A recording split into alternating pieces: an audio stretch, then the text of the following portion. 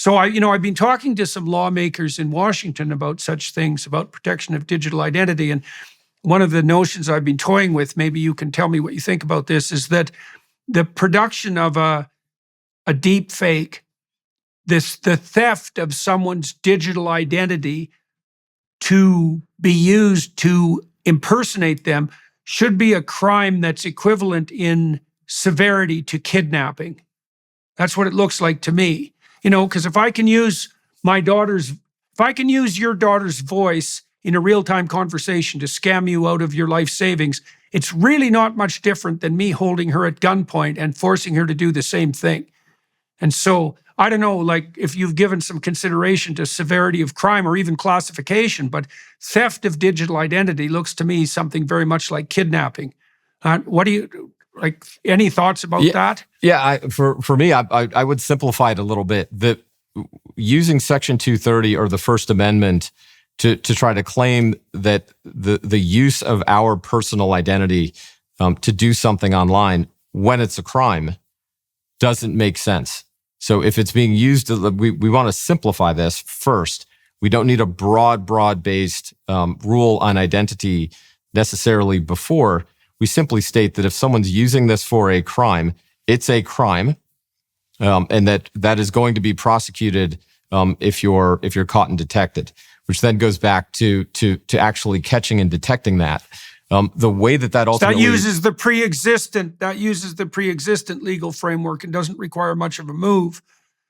But I'm concerned that the criminals will just be able to circumvent that as the technology develops, and that was why I was thinking about something that might be a deeper and more universal approach. I know it's harder to implement legislatively, but that was the thinking behind it anyway. So, yeah, for us, there is a path that leverages that content to bring it to the device, and I think understanding that mechanism and how it's brought forward versus looking at the content. And I'll give you an example of what's happening in political advertising as we speak.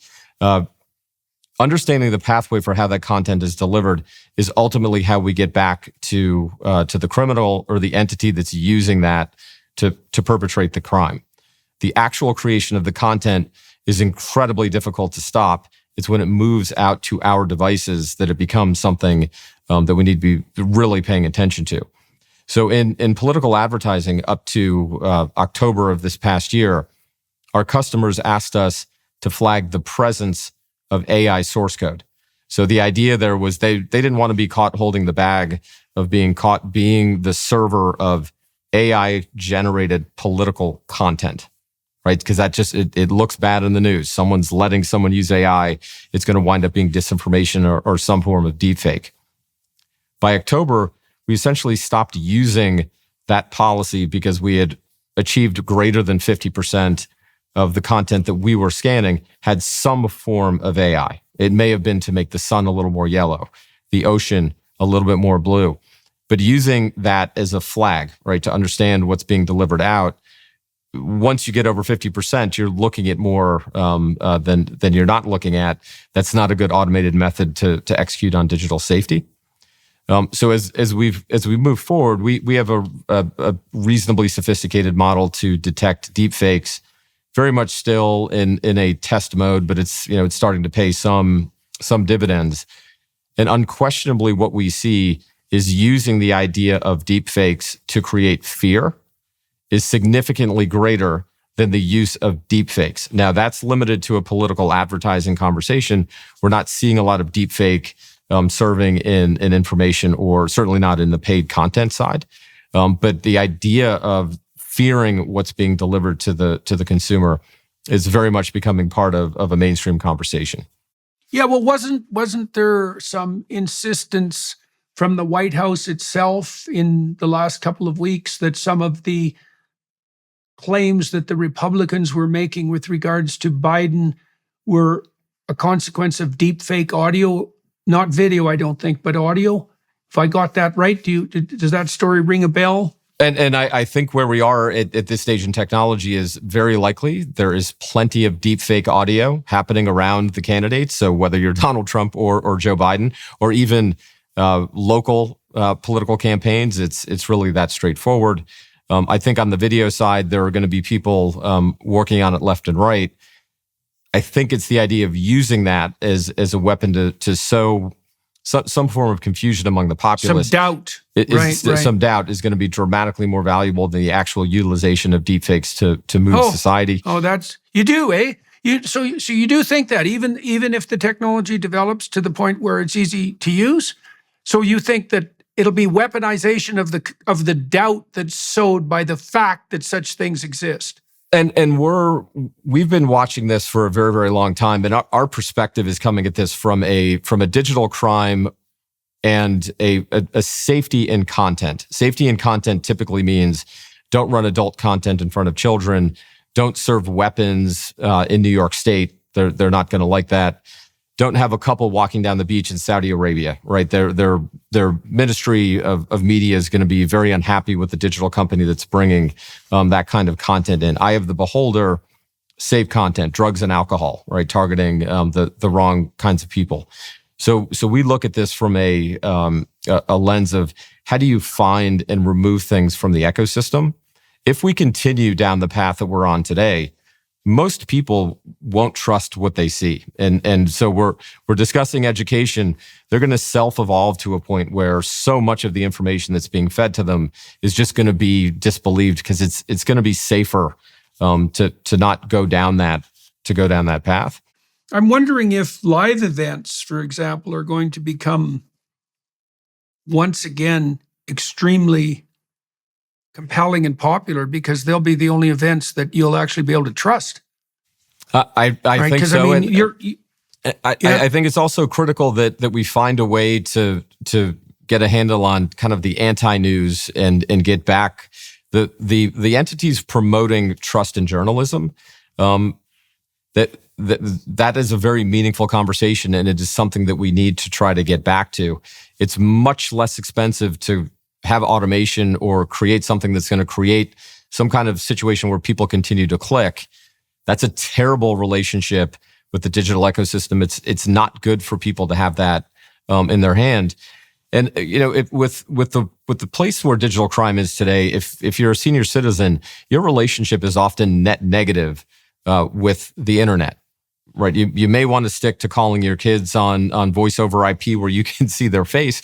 Lots of different ways to do that in video calling, but doing other things on the internet, including things as simple as email, it may be more dangerous to engage than any benefit that you're going to get back. And I think as we move closer to that moment in time, this is where we all need to be picking up and focusing on digital safety, focusing on the consumer.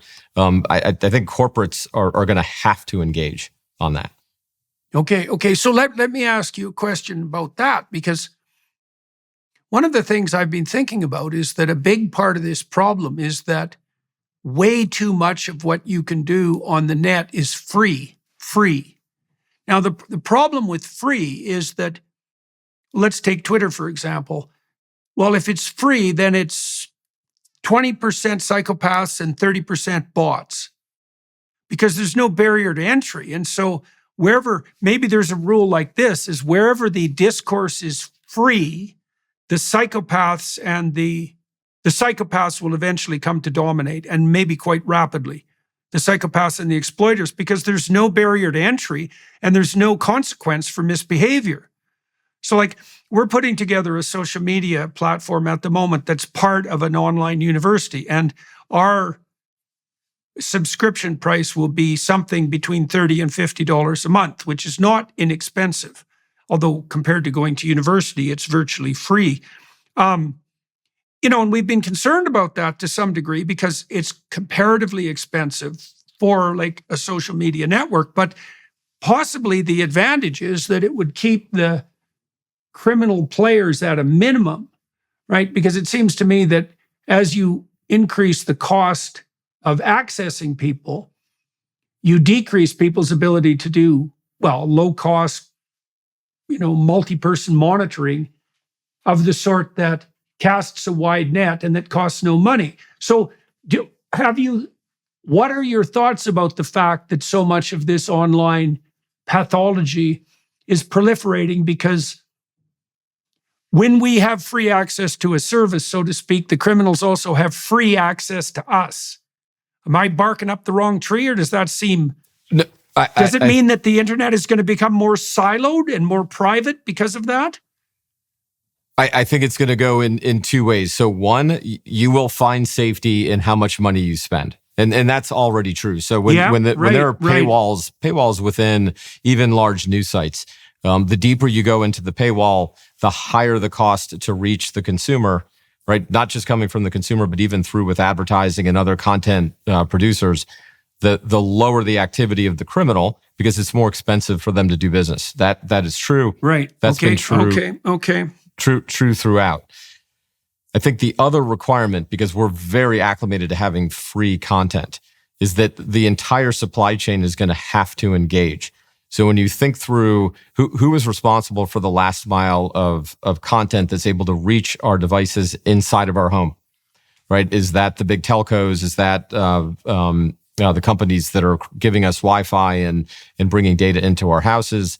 Right now, they're putting their hands back, and it's not our job to understand what happens to you on your device. If anything, there's a data requirement that says we're not allowed to know, or we're not allowed to keep track of where you go and what comes onto your device. There's a big difference between monitoring where we go online and what is delivered into our device. And this is missing from the conversation. Privacy is critically important, and privacy is about how we engage in our activities on the internet. The other side of that is what happens after the data about us is collected. And that piece is not something that is necessarily private. It should not be broadcast, what is delivered to us. But someone needs to understand and have some control over what is actually brought in based on the data that is collected. And that is a whole of society, meaning all of the companies, all of the entities that are part of this ultimate transaction to put that piece of content on our phone and our laptop and our TV, need to get involved in better protecting people.